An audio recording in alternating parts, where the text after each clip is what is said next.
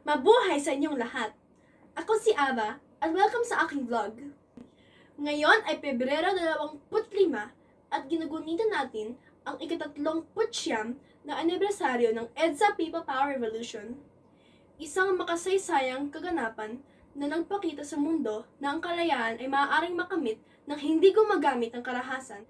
Nangyari ito bago pa ako isinilang, ngunit salamat sa mga naka-archive na feature ng balita at naitalang mga panayam ng mga taong saksi sa mga pangyayaring naganap.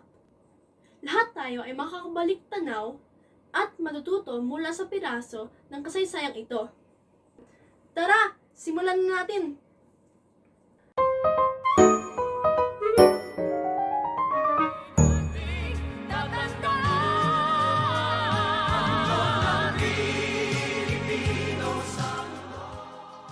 Umpisan natin sa kung ano ang halaga ng EDSA People Power. Ang EDSA People Power ay tila isang malaki at mapayapang protesta. Nakatulong ito sa mga Pilipino na maibalik ang kanilang kalayaan mula sa isang pinuno na saprit ang kumuha nito. Dati, isang tao lamang ang namamahala at gumagawa ng lahat ng mga patakaran. Tumulong ang EDSA People Power na ibalik ang pagboto at hayaan ang mga tao ng pumili ng kanilang mga pinuno. Pinatunayan ito ng mga regular na tao. Kapag nagkasama-sama, ay maaaring gumawa ng malalaking pagbabago. Nakatulong ito na matiyak na malaya tayong makapagsalita, makakasama ang mga kaibigan, at magsasabi ang ating iniisip. Nakita ng ibang mga bansa kung paano ito ginawa ng mga Pilipino at maging inspirasyon tayo upang ipaglaban ang kanilang sariling kalayaan. Sa pangkalahatan, tinulungan ng EDSA People Power ang mga Pilipino na maibalik ang mga karapatan at kalayaang pinatunasan natin ngayon. Ngunit, paano ba ginagunita ang EDSA People Power noon at sa kasalukuyang panahon? Pagkatapos ng EDSA People Power, ang mga tao ay nagkaroon ng malalaking pagtitipon tulad ng malalaking party sa kalye upang ipagdiwang ang panunumbalik ng kanilang kalayaan. Ito ang panahon kung saan nadama ng lahat ang pagkakaisa at tuwa tulad ng isang malaking pamilya. Sa kasalukuyan, may mga seremonya pa rin ang pamahalan, tulad ng pagtataas ng matawat at pag-alala sa mga tumulong na maibalik ang demokrasya sa bansa.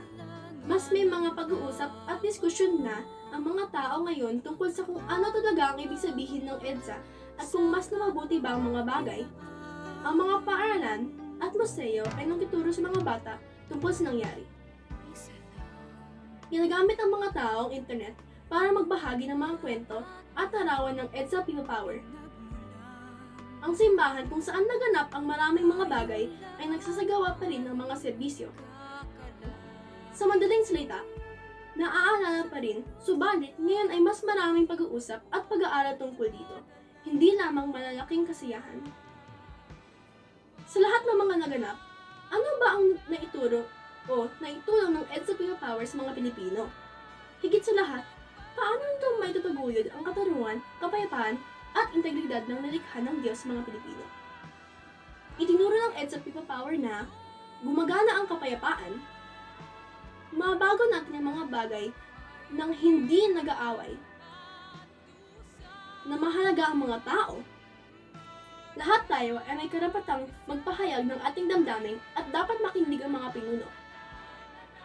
Na lahat ay mahalaga. Dapat nating igalang ang isa't isa.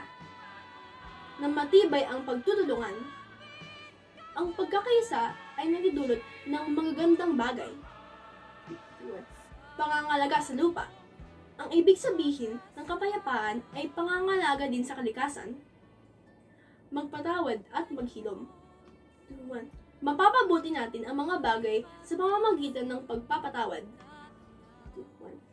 Tinutulungan tayo ng EDSA na bumuo ng isang magandang mundo sa pamamagitan ng pagpapakita sa atin na maging mapayapa, patas, at pangalagaan ang lahat at ang planeta.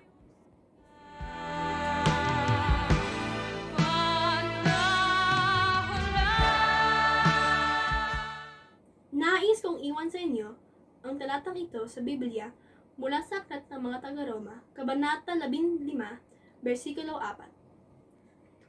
Sapagkat anumang isinulat noong unang panahon ay isinulat sa ikatututo natin upang sa pamamagitan ng pagtitiis at sa pamamagitan ng panghihikayat ng mga kasulatan ay magkaroon tayo ng pag-asa. Kung nagustuhan mo ang napanood mo ngayon, huwag kalimutang i-like, mag-subscribe at pindutin ang notification bell.